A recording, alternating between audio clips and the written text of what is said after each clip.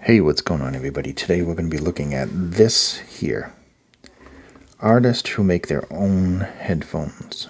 It's not really headphones, it's earphones. I wish they made headphones. I would definitely want to try Epz headphones. I like the way they tune their stuff. Like 99% of the stuff they've made I liked. I think the only exception was the first Q1. I wasn't too impressed with that. I liked the Q1 Pro. And I like the, what was it, the G10? And now we got the Q5, which is their flagship. I absolutely love this. Very, very, very good. Enjoyable. Here's your graph on the back. Main body is resin 3D printing cavity, 20 to 20 kilohertz, 26 ohms, MMCX. Is it MMCX? No, this was 2-pin. I wonder if it's been updated since this was released.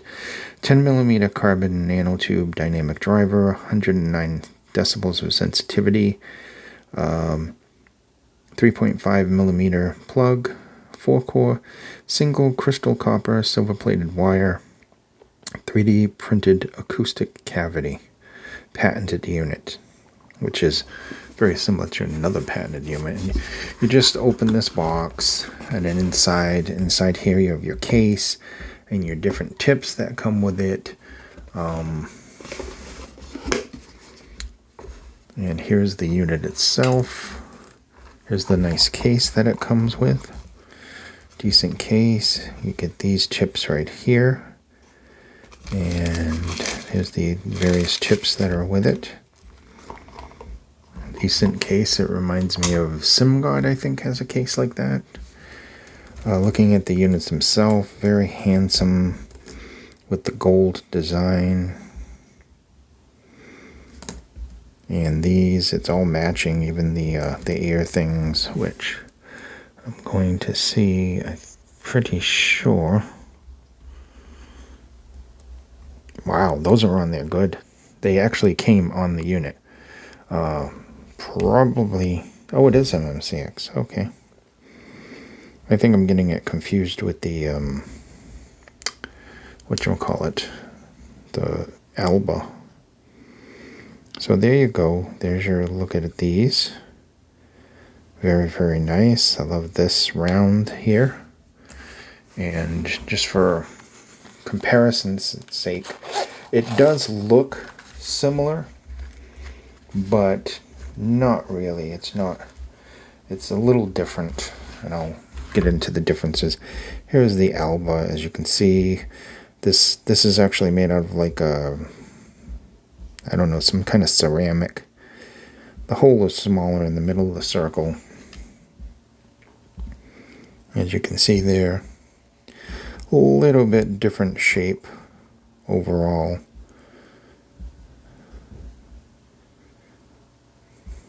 I do not know why my light keeps going like that.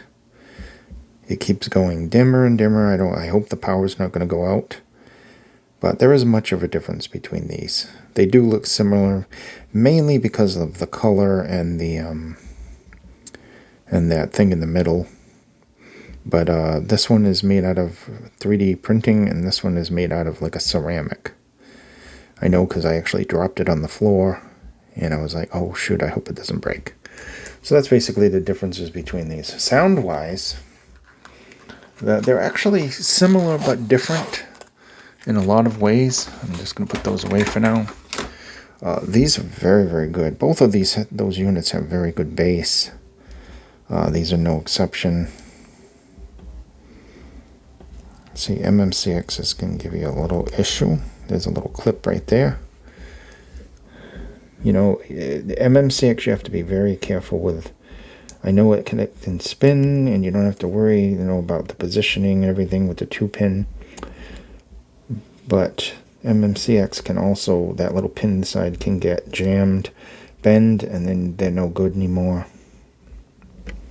So just be very, very careful. I don't know why these chips don't want to go on there.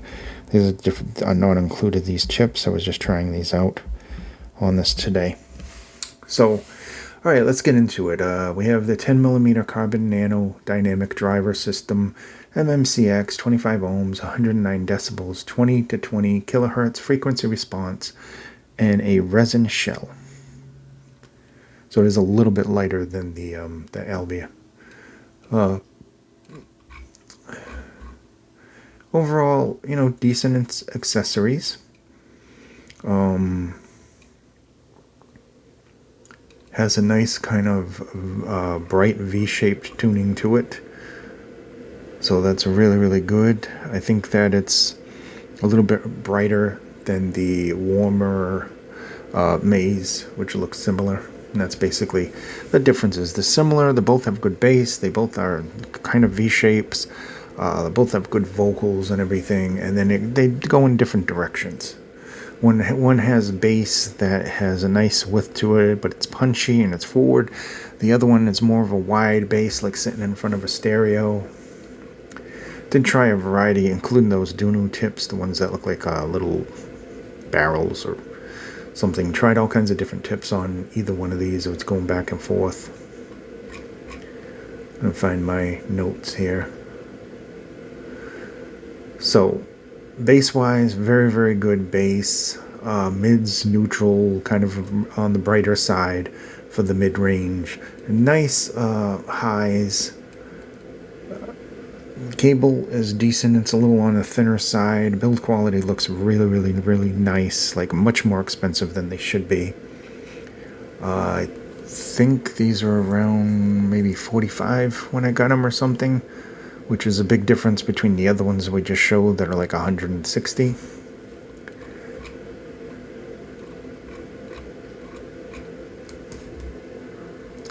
So I found that the shape is very good with these. I got good isolation, good comfort with even the stock tips. I just wanted to try different tips on this to see.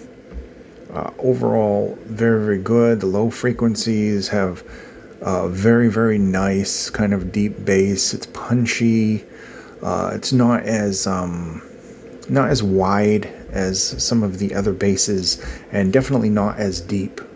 There's a nice rumble in the sub bass, but the decay is very, very fast. I think that the mid bass has a very nice impact and overall decent speed. Maybe not the fastest speed, but I do think that it has some very good speed to it. And that makes the lower end just really, really nice and clean and detailed with not only good bass, but good quality bass as well. Getting into the vocals sound very, very nice.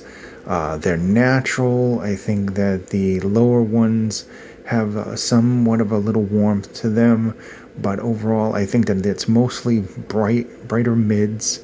I think they sound really, really natural, and I think that just overall the separation of the frequencies and the mid-range and the vocals themselves are placed very, very well apart. There's good separation there. Moving on to the treble.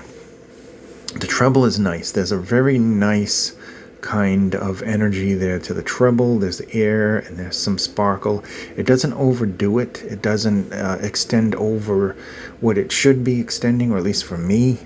I think that it definitely doesn't sound harsh, and I think you hear everything naturally. Cymbals and everything sound excellent without being tinny or metallic. So it does a really, really good job with the treble as well. The soundstage is decent. It has a very good accuracy, good placement, nice overall just technicalities with this, considering it's a dynamic driver. But I think that the soundstage is a little bit on the medium size. It's not overly large. Maybe kind of like being in like a bigger studio or something while they're recording or something like that. Still, it works for this unit. This unit sounds very natural. It's bright, there's good bass, there's good details there, and overall just a very nice, natural kind of mid-range. So they're very good. That's basically all I can say about these. Comparing these to other IM single dynamic drivers, I think some of those have wider sound stages and stuff, but everything that this does, it just works. It just sounds really, really good together. There's really good cohesion here together with everything. And I used it on the TP20. It sounded really good on there. We used it on the EF500, which was a little overkill. The Griffin and the Diablo, and I'm trying to think what else. Oh, the V6. I really need a better, like a newer DAC. That's DAP. I mean, that's for sure. But eventually, all things first. You know, got to take care of business first before I can actually purchase something. All right. Thank you so much. Be safe. I'll see you in the next video. This has been the totally awesome Q5. My favorite from them, although I really do like the G10, and the Q1 Pro was really, really good. I didn't like the Q1, but I did like the Q1 Pro. So this one has been exceptional. I really do like this. It may not be the best sound stage, the widest or anything, but it works for this unit. It really does work for this unit. This has a really nice, natural, kind of pleasant sound to it. Thank you so much for watching, and I will see you the next video.